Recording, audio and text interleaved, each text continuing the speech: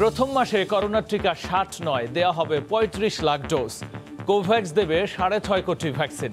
জুনের মধ্যে আসবে প্রায় ১,২৮ লাখ টিকা।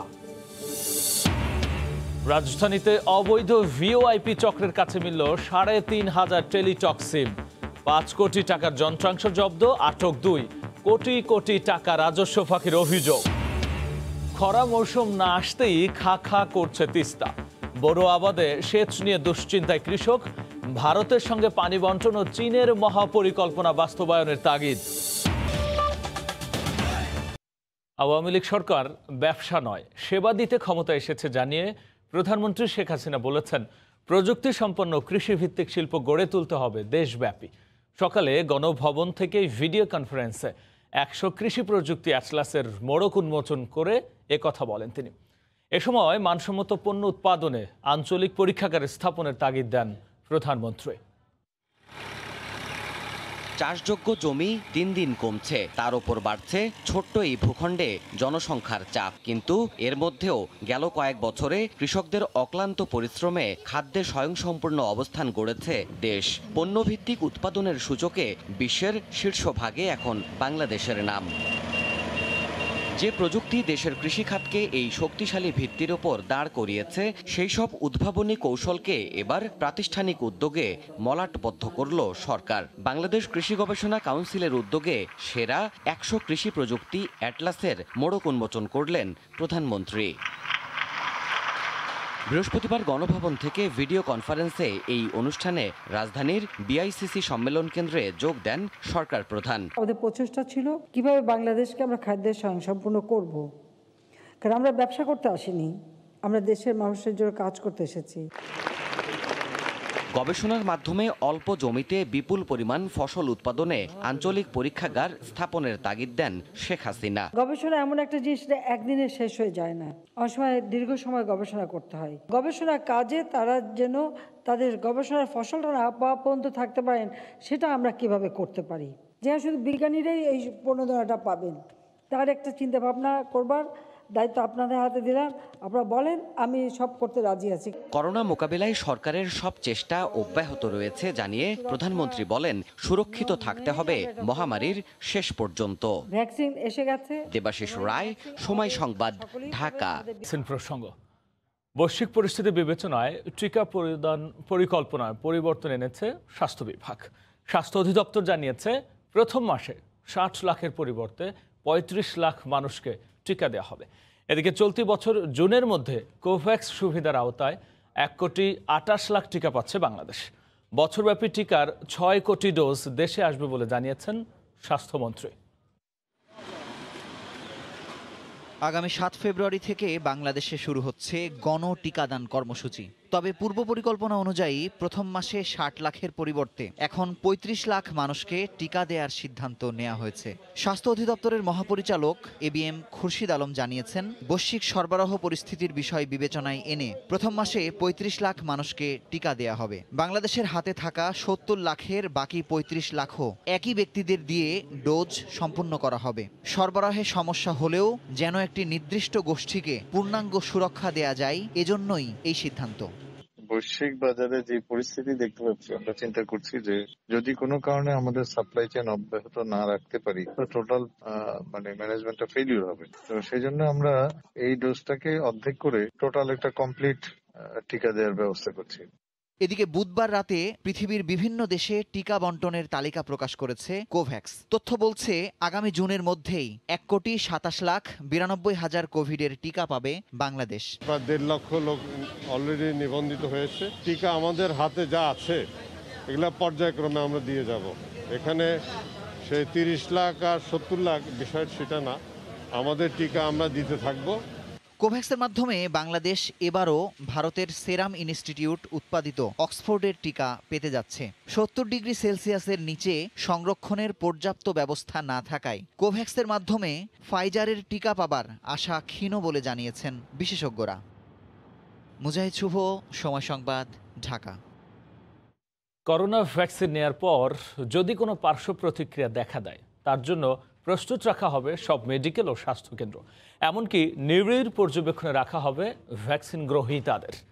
এই বিষয়কে গুরুত্ব দিয়ে পুরো দেশে চলছে টিকাদান কর্মীদের চূড়ান্ত প্রশিক্ষণ। সাক্ষর ত্রিপুর ক্যামেরায় বিস্তারিত জানাচ্ছেন কমল দে।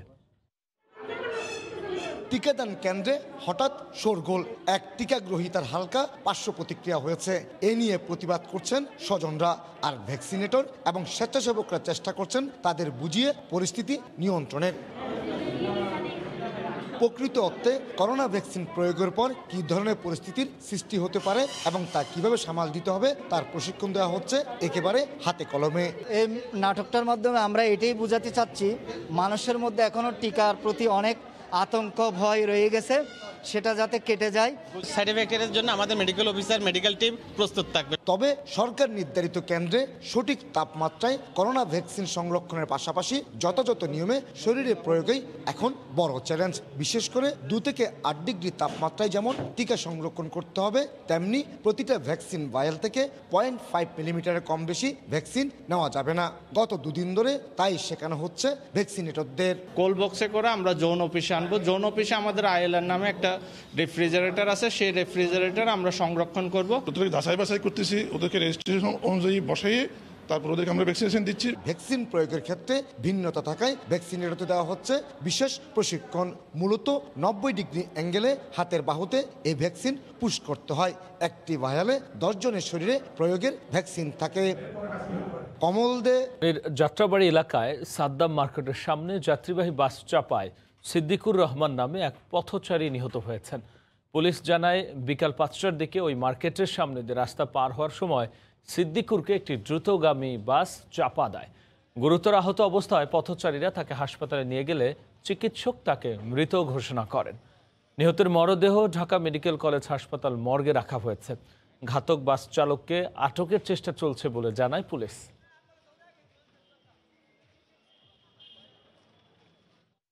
রাজধানীতে অভিযানে সাম্প্রতিক সময়ের সবচেয়ে বড় অবৈধ ভিওআইপি চক্রকে আটক করেছে র্যাব। টেলিটকের ৩৫০০ সিম সহ প্রায় 5 কোটি টাকার অবৈধ যন্ত্রাংশ জব্দ করা হয়েছে। র্যাব বলছে বছরে প্রায় 11 কোটি টাকা রাজস্ব ফাঁকি দিত এ চক্রটি। ভয়েস ওভার ইন্টারনেট প্রোটোকল বা ভিওআইপি দেশে বিদেশে কথা বলার অন্যতম মাধ্যম, কিন্তু এমন মাধ্যমের অবৈধ ব্যবহারে সরকার প্রতি বছর হারাচ্ছে কোটি কোটি টাকার রাজস্ব। রাজধানীর বিভিন্ন স্থানে অভিযান চালিয়ে সাম্প্রতিককালের সবচেয়ে বড় এক চক্রকে আটক করেছে র্যাবের একটি আভিযানিক দল। বুধবার দুপুরে নিউ মার্কেট এলাকায় অভিযানে নামে র্যাব। কাটাবন এলিফ্যান্ট রোডের একটি বাসায় দীর্ঘদিন ধরে তালহা এন্টারপ্রাইজ নামে অবৈধভাবে ভিওআইপি যন্ত্রাংশ বিক্রি করে আসছিল একটি চক্র। বিটিআরসির সহযোগিতায় সেখান থেকে আটক করা হয় চক্রের অন্যতম সদস্য রাকিব ও বাবুরকে। পরে তাদের দেয়া তথ্য মতে তুরাগ থানার রমজান মার্কেট ও শাহ আলীর গুদারাঘাট এলাকা থেকে চক্রের আরেক সদস্যকে আটক করে সংস্থাটি। 3টি স্থান থেকে জব্দ করা হয় প্রায় ৩৫০০ টেলিটক সিম, 19টি SIM box device, 416টি GSS antenna সহ বিপুল পরিমাণ অবৈধ ভিওআইপি যন্ত্রাংশ। কারওয়ান বাজারে র্যাবের মিডিয়া সেন্টারে এক ব্রিফিংয়ে এসব তথ্য তুলে ধরে সংস্থাটি। ইন্টারেস্টিংলি দেখা যাচ্ছে যে এগুলোর উপরে ডিজিটাল অ্যাম্প্লিফায়ার একটা স্টিকার ছিল। কাস্টমসকে ফাঁকি দেওয়ার জন্য তারা এই পন্থায় এই ডিভাইসগুলো বিদেশ থেকে এনে বাংলাদেশের, বিশেষ করে ঢাকা শহরের, আপনার টোটাল ঢাকা শহরের বিভিন্ন 3টা সেটআপে তারা কাজ করছিল। এটা দেশীয় এবং আন্তর্জাতিক চক্রের সাথে যুক্ত আছে। র্যাব বলছে এই যন্ত্রাংশ ব্যবহার করে চক্রটি বছরে প্রায় 11 কোটি টাকা কর ফাঁকি দিয়ে আসছিল।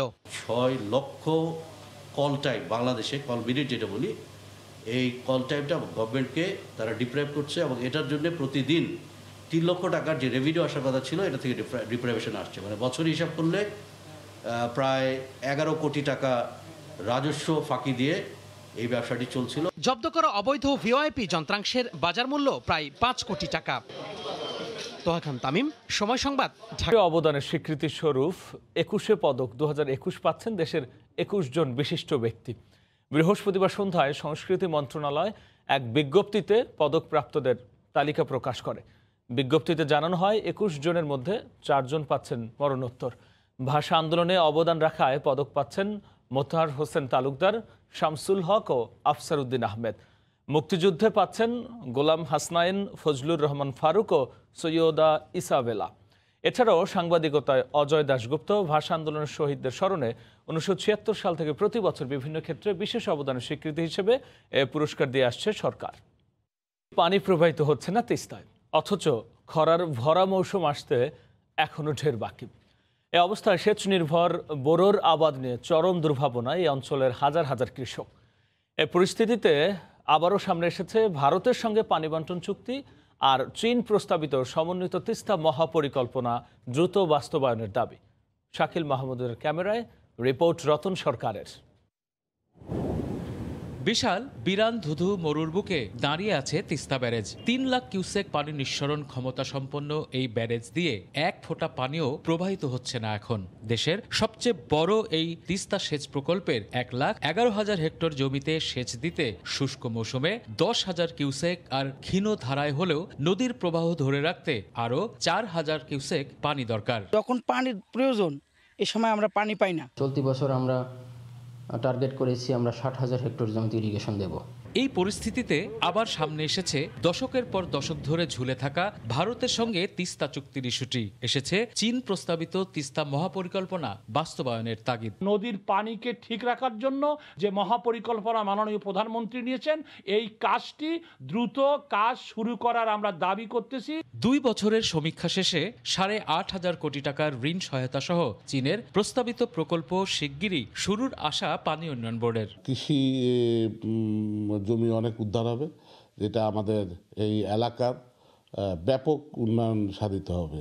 বাংলাদেশে তিস্তা নদীর পুরো ১৩০ কিলোমিটার অংশে ব্যাপক খনন করে রিজার্ভার তৈরি, ২ তীর সংরক্ষণের মাধ্যমে ভাঙন রোধ ও জমি উদ্ধার করে অর্থনৈতিক জোন, স্যাটেলাইট টাউন তৈরি সহ প্রযুক্তি নির্ভর আধুনিক কৃষি ব্যবস্থা গড়তে একটি প্রকল্প প্রস্তাব সরকারের কাছে দিয়েছে একটি চীনা প্রতিষ্ঠান।